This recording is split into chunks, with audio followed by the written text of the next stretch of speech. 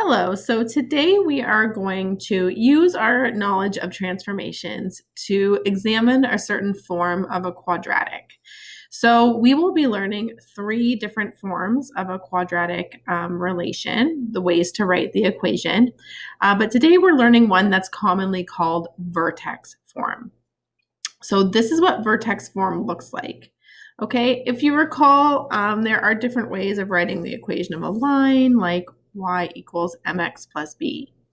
And mx plus b, remember that the m and the b are numbers. So you might have y equals 2x minus 1, for example. In a vertex form, the a, h, and k are all numbers. It's only y and x that are variables. So something might look like y equals 3 bracket x minus 1 all squared plus 5. This is a quadratic in relation in vertex form. Okay, so again, the a, the h, and the k are all numbers, whereas the x and the y are variables. Now, hk, what we will learn are the coordinates of the vertex. Why does this make sense? Because remember, and hk in this case is 1, 5, because remember you're subtracting h. So if you're subtracting 1, then h is 1. Because normally a vertex in just x squared is 0, 0. So h tells you how far it's moved over to the left or right, so it's x value. And k tells you how far it's moved up or down, so it's y value. So in this form, h and k actually tell you the vertex. So x equals h is the axis of symmetry. So in this example, it would be x equals 1 is the axis of symmetry.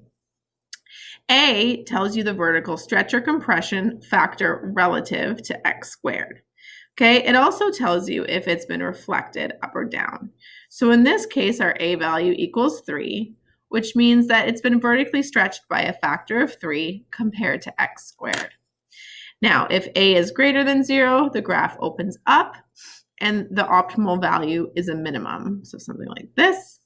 And if a is negative, the graph opens down and the optimal value is a maximum. So in this case, our optimal value would be y equals 5, and it is a minimum since our graph opens up. Now, the steps that we use for graphing are we start by plotting the 5 key points of the parent graph. Okay, we started with one example of this in our last video. So the 5 key points are listed there. That gives a nice shape for the parabola. Then we perform the reflection if necessary. There isn't always a reflection, but if there is one, we do that next. And then we stretch or compress as necessary. Now, steps 2 and 3 could be done in either order, and they could be done in one step if you prefer. So for example, if a is equal to -2, for example, you can flip and stretch at the same time if you're more advanced. You can flip first and then stretch, or you can stretch first and then reflect. It's up to you. So these are actually interchangeable, but they must be done before 4.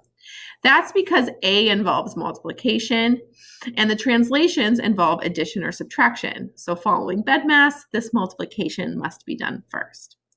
So then you can perform both vertical and horizontal translations, that should be an S there, and then you have your new parabola. So let's do an example. So consider y equals 2, x minus 3 all squared minus 4. Describe the properties of the parabola with this equation.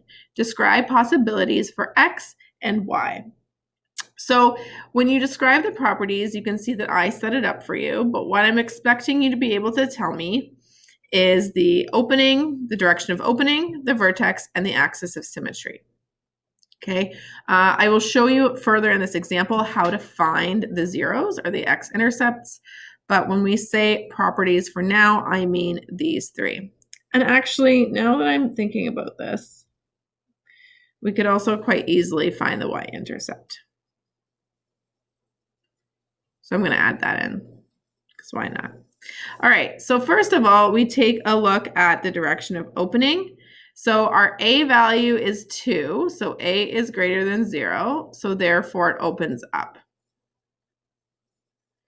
In fact, here on the side, I should actually identify that our A value is 2. That's right here.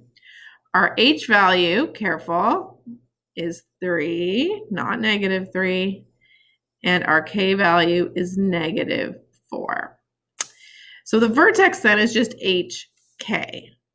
So 3, -4. And in this case, it is a minimum since the graph opens up. The axis of symmetry then is x equals 3, just the x value of the vertex. So values that x can be.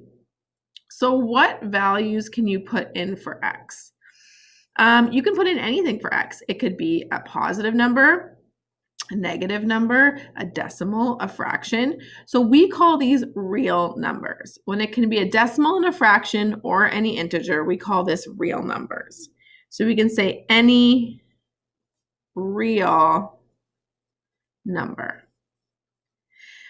But y can't be anything, because think about this. This parabola opens up and has a vertex of 3, -4. That means all the y values have to be -4 or higher. There's no y values that occur below -4. So we write that as y has to be greater than or equal to -4.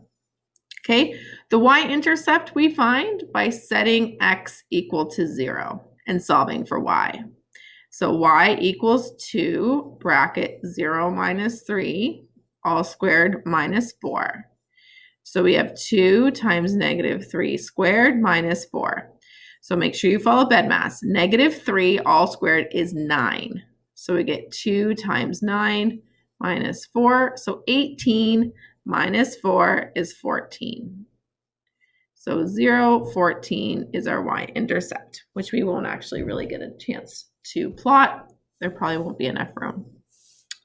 All right, so now let's graph using transformations. So our first thing that we do is plot our 5 key points.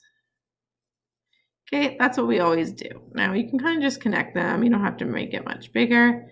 That's kind of our starting point. So the next thing that we do is reflect if needed. We don't need to reflect because our A value is positive. So now we apply our vertical stretch of 2.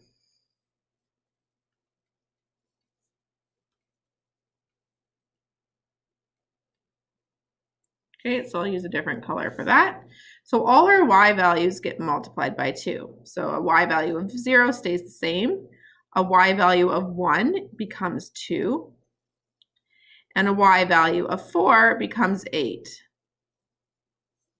Again, we're just multiplying our y values by 2. We're stretching by 2. Okay, we'll put arrows there. So that's y equals 2x squared. Okay, now we are going to shift to undo our translations. So h is 3, so we're going right 3 and then down 4. So each of these green dots, see all 5 of them, go right 3, down 4. Now, some students like to start with the very left and go all the way. I prefer to start with the vertex just because then I can confirm that I get the vertex in the right spot. So this goes over 3 and down 4. Okay, so you can see that that's the vertex at 3, -4 as it is supposed to be. So that's good. Now at this point, make sure you choose the green one. Goes over 3 and down 4. And now instead of doing this one next, I like doing this one next. Why? Because I know that using symmetry, they should end up symmetrical. So again, it just helps me know that I'm on the right track. So now I move this one. And then I move this one. So here I have my beautiful transformed parabola. So this is the graph of y equals 2, x minus 3, all squared minus 4. Okay, I can label my other coordinates. This is 4, comma, -2, and this is 1, comma, -2, and this is 5, comma, 1, 2, 3, 4, and this is, oh, sorry, that was 2, -2. This is 1, 4. So how can I check that these points are correct? Well, any one of these x values I can put in to the equation and make sure that I get out the appropriate y value. So for instance, I can put in 5 into the equation. 5 minus 3 is 2. 2 squared is 4. 2 times 4 is 8, and 8 minus 4 is 4. So when I put in 5, I get out 4. So that coordinate is correct. And that can be continued for any of these to verify that your work is correct. Or, of course, you can graph using technology. There's one more thing I'd like to point out to you, and this is a bit more abstract. So we know that our vertex is 3, 4, and we know that we've had a stretch of 2. So another way of graphing it is just graphing the vertex 3, 4, 3, -4, sorry, and knowing that instead of going over 1, up 1, you're going over 1, up 2 because of the vertical stretch of 2. And instead of going over 2, up 4, like a normal parabola, you're going over 2, up 8. That's another way of looking at it that I find really helpful. At this point, I'd like you to pause the video and attempt the practice question here, number 1. It's the exact same style of question. It's just that we have different values for A, H, and K. Before you start, I can help you identify A, H, and K, which may help you. So A is equal to -2. Note here that because A is negative, step 2 in graphing will have to happen. You will need to reflect. And there's a stretch. Now your H value is actually -3. Okay, so because you're adding 3, that's like subtracting a negative. So that involves going to the left. And your K value is 5. Okay, so describe the properties, the same properties I did up here. Try that. And then plot. So start with x squared and then kind of come up. Please use pencil. I will be taking this up tomorrow in class or next day, whatever that is. All right. So that's your first type of question you'll be expected to do. Your next is actually seeing a parabola and coming up with its equation. So working backwards. Okay, so let's remember when we were dealing with linear relations, when we saw a line, in order to find its equation, we would first find its slope and then put that in for y equals m. We'd put in the m.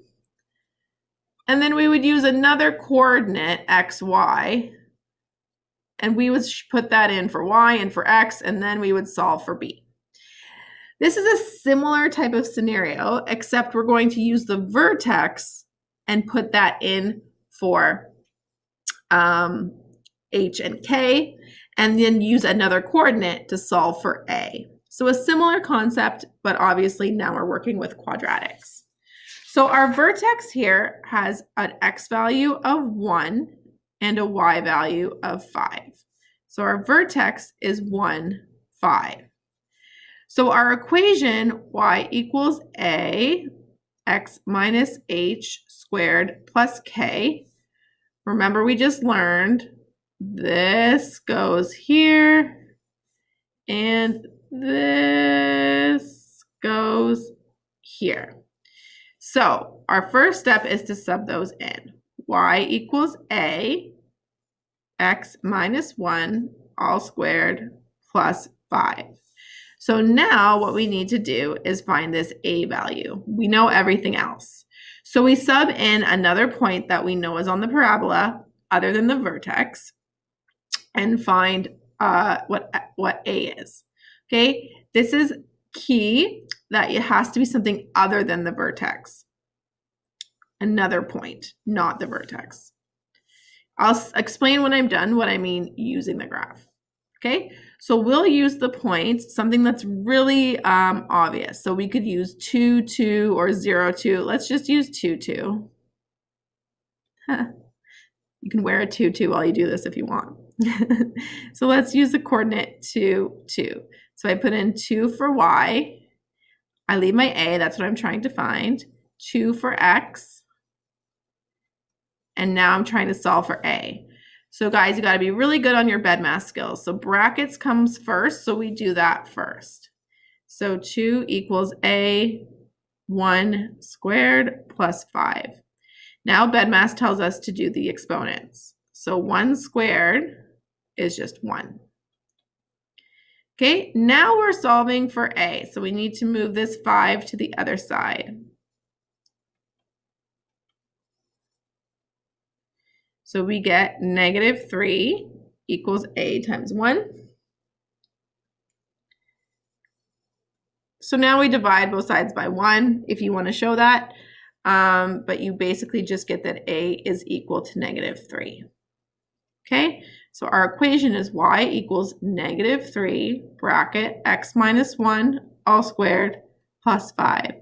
So this is a parabola with a vertex at 1, 5 that's been stretched by 3 and vertically reflected. So let's see if this makes sense according to our graph.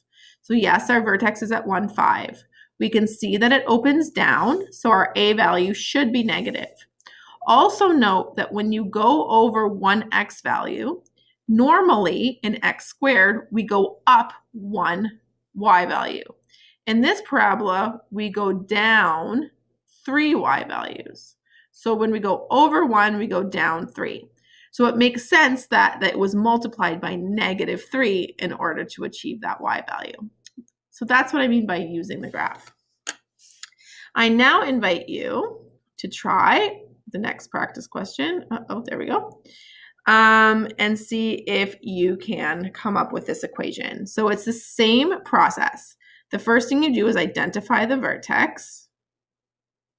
Okay. In this case, it's negative 3. Negative 3. Be really careful with that h value when you put it in. Okay.